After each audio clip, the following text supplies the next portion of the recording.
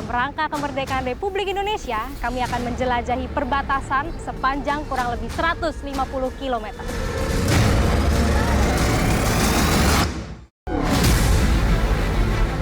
Ini ternyata benar-benar licin banget dan terjal. Belum apa-apa, saya miss fokus. Ayo kita pademin dulu. Yuk. Ada kebakaran.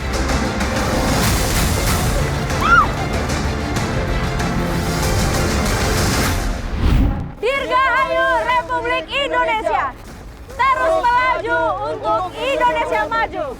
Ikuti jejak kami, Jajak Petualang.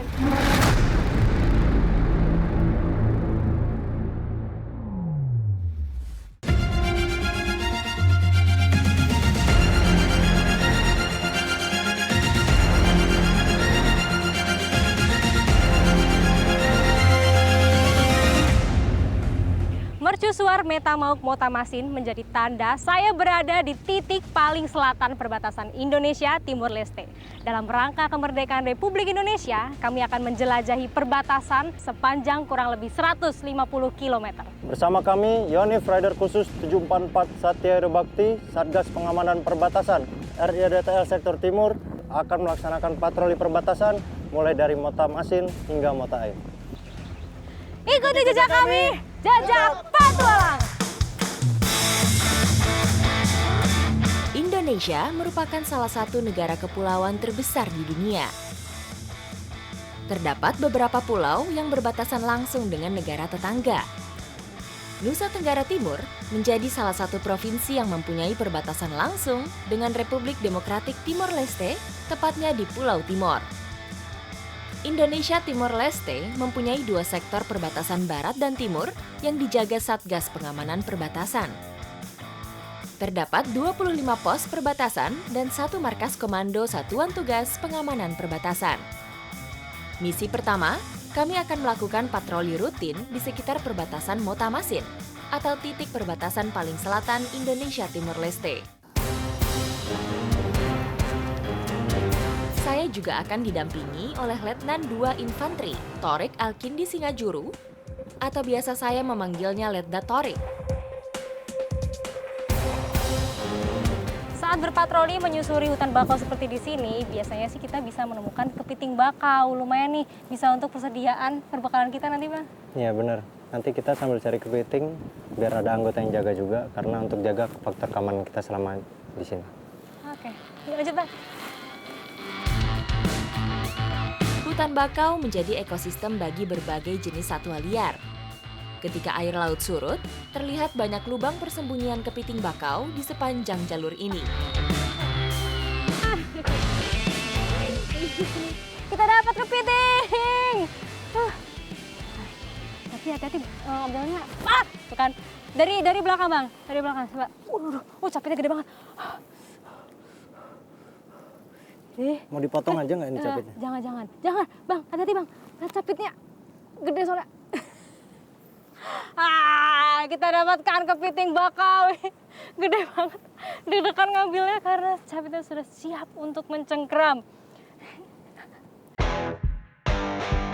Kepiting bakau menjadi salah satu indikator kelestarian bakau di perairan ini. Perairan Payau yang terjaga memberikan sumber makanan yang melimpah untuk kelangsungan hidup kepiting bakau. Nah, dia punya cengkraman yang cukup kuat, jadi kita harus hati-hati nih, Sal. Iya, nih makanya paling bener megangnya dari bagian bawah kakinya gini. Kalau dari bagian atas, pasti diraih sama capitnya. Saat hari masih terang, binatang bercangkang keras ini mempunyai kebiasaan membenamkan diri ke dalam lumpur untuk berlindung dari predator lainnya. Oh, ada, Bang. Oh, ini. Hati-hati. Oke.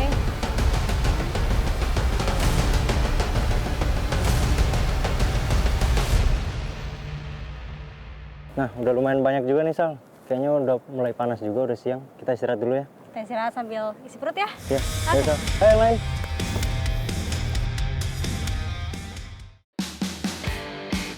Kami memutuskan untuk istirahat sejenak sambil mengisi energi. kepiting bakau akan menjadi menu survival yang istimewa dalam patroli perbatasan kami kali ini.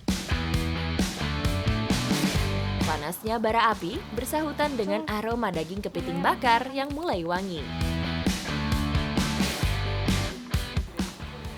Ini menu survivor, nggak perlu muluk-muluk, langsung dibakar saja. Apalagi kepiting ini mudah sekali matangnya.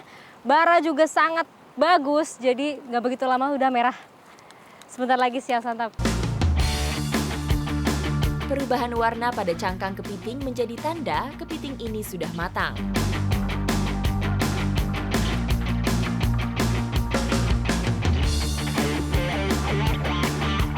Sangkur menjadi alat untuk menghancurkan dan membuka cangkangnya yang keras.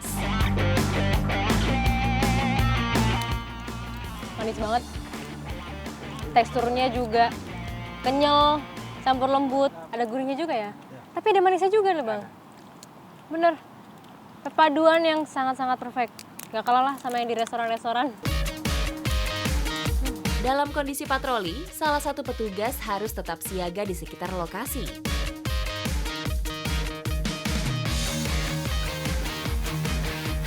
Prajurit harus bergantian untuk istirahat dan makan. Hal ini merupakan bentuk kesiagaan petugas dalam menjaga wilayah perbatasan.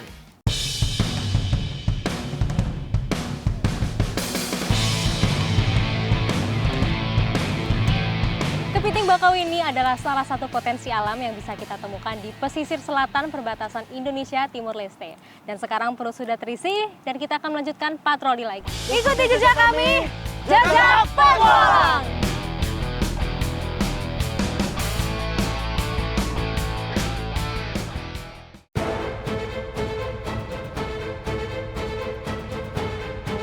Patroli lintas batas Indonesia Timor Leste kami berlanjut. Menempuh perjalanan 30 km dari pesisir Motamasin, kami tiba di perbatasan Laktutus yang berada di wilayah pegunungan Fohoeka, Kecamatan Nanaet Dua Besi, Kabupaten Belu. Tak hanya mengamankan perbatasan negeri, Satgas Pamtas Indonesia Timor Leste juga mempunyai tugas teritorial di wilayahnya. Di titik ini, saya dan Letda Torik bergabung dengan Satgas Pamtas Laktutus. Tiba juga saya bersama dengan Satgas Pamtas 744 di Pos Laktutus. Dan di sini terlihat sekali warga sekitar sedang melakukan pembangunan rumah adat. Benar banget. Jadi kita selain tugas tempur Sal, melaksanakan juga giat teritorial, salah satunya karya bakti untuk membangun rumah adat. Ya Sal, kita lanjut. Oke, ya kita bantu-bantu Bang.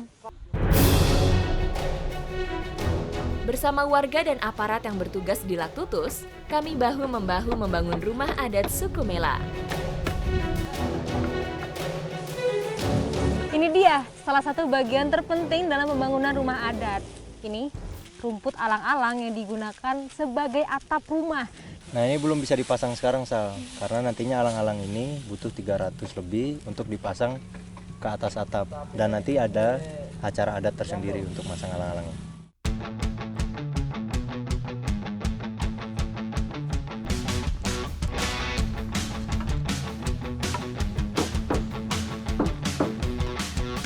Kalau di bagian atas ini saya lihat luasnya mungkin kira-kira 3 kali 4 meter dan ternyata rumah adat ini tidak untuk dihuni para warga melainkan digunakan sebagai tempat penyimpanan barang-barang sakral.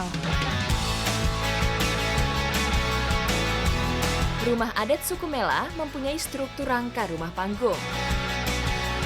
Dalam struktur ini, beban bangunan rumah akan ditopang oleh tiang-tiang dari kayu pilihan yang kokoh. 2 tiang utama yang ditanam menjulang sampai ke atap dan tiang pendukung berjumlah ganjil. Nah ini nih yang unik dari rumah adat suku Mela. Di bagian depan ada ukiran 2 buaya dan ini dipercaya maknanya adalah simbol dari leluhur mereka.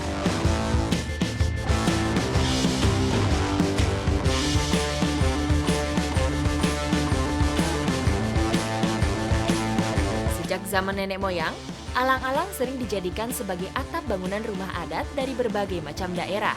Alang-alang dapat tumbuh dengan cepat di wilayah yang subur dan terpapar sinar matahari. Berbeda dengan mengambil rumput pada biasanya disabit, kalau rumput alang-alang ini harus dicabutin. Tapi lebih aman kita mencabutnya dari bagian bawah sini karena atasnya lumayan tajam juga.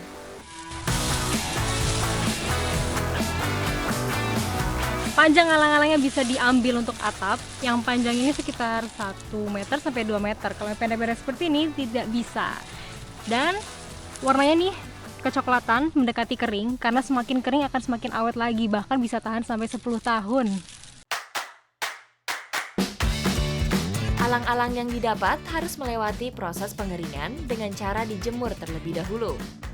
Barulah alang-alang bisa dianyam menjadi atap.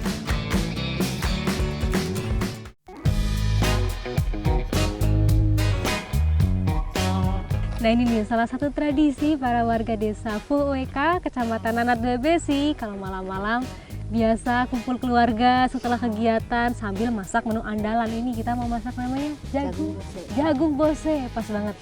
Suasana dingin, kita sambil menghangatkan badan. Siapa tidak mengenal jagung bose? Olahan bubur jagung khas Nusa Tenggara Timur. Ini bahannya terdiri dari 4 jenis kacang. Ada kacang tanah, kacang hijau, dan ini warna hitam namanya kacang tali. Tentunya dengan jagung yang sudah ditumbuk, makanya namanya jagung bose. Jagung bose memiliki arti jagung yang dilunakan. Semua bahan akan dimasak menjadi satu sampai menjadi bubur.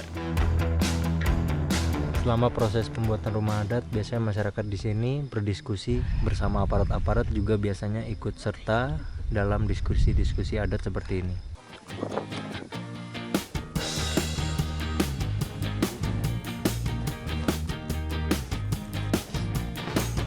Ini favorit saya nih, ubi manis. Ini ada juicy sekaligus rasanya seperti madu. Ditambah jagung bose. Ada gurih-gurih, ada manis dari kacang hijau. Ini sempurna sekali. Protein dan karbohidrat.